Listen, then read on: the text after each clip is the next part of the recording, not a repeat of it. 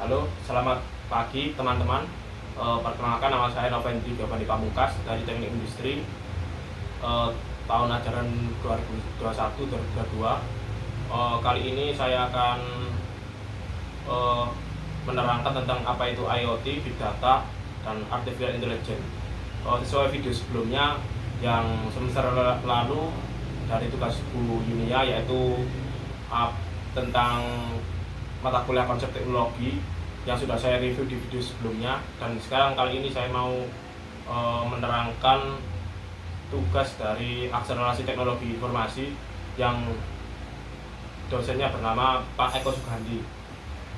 Saya memilih nomor 4 dan 5, yaitu nomor 4 adalah implementasi IoT dan Big Data, dan yang nomor 5 adalah pengertian Artificial Intelligence atau AI, karena saya lebih condong ke dunia IT yang dulunya juga pernah kuliah di teknologi informasi.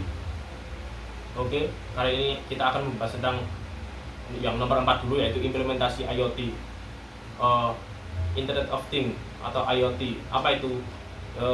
Itu bisa dijelaskan atau dimudahkan internet terhubung dengan segala-galanya. Misalkan internet terhubung dengan kulkas, dengan mesin cuci, dengan lampu, atau secara umum, secara harfiah itu adalah di mana sebuah objek atau konsep yang mampu mengirimkan sebuah data dengan menggunakan jaringan, yaitu adalah pengertian dari IoT. Terus bagaimana kondisi terkini dari IoT di Indonesia? Untuk kondisi IoT di Indonesia sekarang cukup baik, tapi hanya di kota-kota besar. Sedangkan untuk desa-desa pelosok belum ada untuk penerapan IoT tersebut. Beberapa manfaat Internet of Things atau IoT adalah memudahkan proses konektivitas, mempercepat efisiensi, dan meningkatkan produktivitas. Contoh penerapan IoT di bidang dalam sektor kehidupan, di bidang kesehatan, militer, kemudian pertanian, lingkungan, energi, dan lain-lain sebagainya. Untuk tantangan IoT sekarang itu masih banyak. Contohnya adalah permasalahan biaya dan regulasi, kemudian sumber daya manusia, dan juga infrastruktur atau internet yang stabil. Untuk permasalahan IoT yang pertama adalah masalah biaya. Kita tahu sendiri ya, misalkan kita untuk membeli perangkat IoT, misalkan laptop dengan memerlukan laptop yang atau smartphone yang lebih canggih, itu biayanya sudah berapa. Kemudian ada masalah berikutnya, yaitu masalah regulasi atau standar operasional prosedur. Di sini Indonesia harus menyiapkan regulasi atau standar operasional prosedur, dan pemerintah harus menyiapkan standar operasional tersebut. Misalkan untuk standar operasional prosedur tentang USB, Bluetooth 5.0 atau dan lain sebagainya, atau Wi-Fi 6. Kemudian ada untuk tantangan berikutnya adalah infrastruktur atau internet yang stabil. Baik di skala industri, pemerintah, individu harus memakai teknologi IoT. Infrastruktur menjadi hal yang sangat penting atau krusial, yang mana internet merupakan jantung dari sistem IoT, dan tanpa adanya jaring internet, maka teknologi IoT tidak ada gunanya. Nah, kemudian untuk agar dengan internet yang stabil juga memerlukan smartphone atau notebook atau laptop yang canggih, maka itu perlu biaya yang besar. Dan atau juga masalah berikutnya adalah sumber daya manusia, atau manusia itu bisa apa tidak menggunakan perangkat tersebut. Jika sumber daya manusia tersebut atau manusia itu perlu dididik untuk bagaimana menjalankan perangkat IoT tersebut. Nah, kemudian agar fungsi IoT tersebut berjalan dengan maksimal dan baik. Dan selanjutnya, untuk implementasi Big Data, saya akan menerangkan apa itu Big Data. Big Data itu adalah sebagai pengganti data konvensional yang sudah tidak cukup dan sudah meluber-luber. Di era digital ini dipenuhi Contoh big data adalah yaitu penerapan dari server YouTube misalkan ya.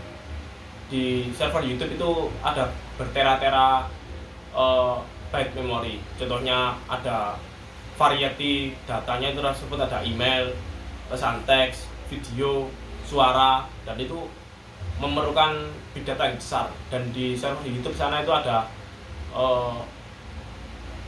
bertera-tera byte atau zettabyte. Itu bisa dibayangkan berapa besarnya memori tersebut. Yang kita tahu 1 tera saja 1000 giga. Nah itu ada contoh penerapan, contoh salah satu pengertian dari big data dan penerapannya. Ada tantangan dari big data yaitu pertumbuhan datanya. Pertama ada pertumbuhan datanya. Ini tantangan yang paling jelas dalam big data, yang mana setiap tahun data tersebut semakin bertambah. Contohnya di dunia IT ini pasti bertambah 2 kali lipat dalam setahun sekali. Ada solusi yang dibutuhkan diantaranya adalah dengan peningkatan RDBMS atau database, contohnya MySQL Server, Oracle, DB2 dan lain sebagainya. Dan ada juga yang SQL seperti HBase, SAP HANA, HDFF, Cassandra, dan MongoDB. Kemudian integrasi tantangan berikutnya adalah integrasi sumber data yang berbeda. Contohnya big data ini mengarah pada tantangan integrasi big data sumber data yang berbeda-beda. Contoh ya tadi ada pesan teks, ada suara, video, komentar, email. Nah itu variasi sumber data yang berbeda atau macam-macam sumber data yang berbeda. Untuk kompetensi yang dibutuhkan seperti ETL tools seperti informatika, DataStack, SSIS, Redpoint, dan lain sebagainya. Dan yang tantangan ketiga adalah kekurangan tenaga profesional, yaitu tantangan dalam informasi teknologi big data, kekurangan tenaga profesional. Dengan peningkatan data ekspansional, permintaan tenaga ahli analisis big data ini akan semakin besar. Maka untuk dari itu perlukan banyak-banyak training di kalangan mahasiswa agar untuk meningkatkan keahlian atau soft skill dari tenaga profesional ini. Oke, untuk nomor 5 saya akan menjelaskan tentang apa itu Artificial Intelligence atau AI. Pengertian dari AI sendiri itu adalah perangkat lunak yang dirancang untuk membuat prediksi atau keputusan cerdas. Menurut dari web Tech in Asia ini adalah Indonesia menjadi pemimpin pasar ekonomi AI di tahun 2020 dan bisa untuk menambah devisa negara dan juga sebagai tingkat adopsi AI tertinggi di tahun 2012 se-Asia Tenggara. Yaitu AI tersebut adalah perangkat lunak yang membuat produksi cerdas atau prediksi akurat pada masalah tertentu. Contoh penerapan AI adalah ada verifikasi wajah, kemudian ada asisten pribadi virtual atau pencarian dari internet. Contoh asisten pribadi virtual itu kalau misalkan di iPhone ada Siri, kalau di Samsung ada Bixby, kalau di Amazon ada Alexa, itu contohnya. Ada penerapan bidang ilmu AI, contohnya big data analytics, natural language processing, ada vision AI. Contohnya natural language processing adalah di Samsung seperti ada Bixby Voice atau Bixby Voice itu seperti suara, tangkapan suara. Dia itu bisa mengenali, oh ini saya harus smartphone ini, oh saya ini harus disuruh apa itu. Itu di Samsung seperti namanya Bixby Voice. Entah kalau di iPhone namanya apa. Terus ada Vision AI. Vision AI itu kalau saya temui di Samsung ini seperti Bixby Vision, atau misalkan contohnya kita berada di Cina, kita ada banner-banner yang tulisan Cina atau Mandarin, kita hanya bisa men-scan dengan kamera kita maka akan menjadi bahasa Indonesia. Itu adalah penerapan Vision AI, yaitu bidang yang memungkinkan komputer atau smartphone menangkap dan menganalisis informasi visual dari kamera atau gambar. Ada tren AI di Indonesia adalah punya tingkat adopsi AI tertinggi di Asia Tenggara. Setelah beberapa industri telah mengadopsi AI, contohnya e-commerce, multi finance, ada game, ada startup, dan ride hailing. Contohnya lagi banyak. Ada tantangan yang di dunia AI. Tantangan tersebut adalah banyak perusahaan konvensional yang tak punya mengadopsi AI. Ada juga kesenjangan karena hambatan transisi bisnis. Ada manfaat AI di dunia bisnis, contohnya adalah optimalisasi user experience dan e-commerce, membuat keputusan bisnis yang tepat, meningkatkan produktivitas karyawan. kemudian membantu efektivitas waktu karyawan dan real time assistance. Untuk efektivitas waktu karyawan adalah proses otomasi untuk absensi dan manajemen administrasi karya lebih cepat dan mudah. Ada tantangan AI di Indonesia adalah ketersediaan sumber daya manusia yang mampu mengolah AI. Belum ada data tata kelola data yang memadai untuk AI. Kemudian kesulitan melakukan transaksi bisnis. Ada juga adopsi teknologi dari luar dengan biaya yang mahal.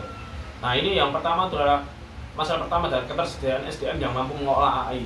Untuk sekarang untuk tenaga ahli di bidang AI masih sedikit, maka itu perlu diperlukan training atau keprofesian di bidang AI, khususnya di bidang mahasiswa. Contoh, di Indonesia sudah mempunyai web yang namanya Nodefluke, yaitu perusahaan vision AI pertama terbesar di Indonesia, dan pada 2012 lalu Nodefluke telah tercatat resmi menjadi official global partner NVIDIA dan terdaftar dalam papan tingkat atas penilaian Face Recognition Vendor Test atau FRVT oleh NIST National Institute of Standards pada bulan September 2019. Nah, itu sekian dari penjelasan saya tentang apa itu IoT, Big Data, dan AI. Semoga dengan tugas ini bisa semua saudara bisa paham, dan tak lupa terima kasih banyak untuk dosen pengampu yang namanya Pak Eko Sugandi. Semoga diberi kesehatan selalu, dan Assalamualaikum warahmatullahi wabarakatuh.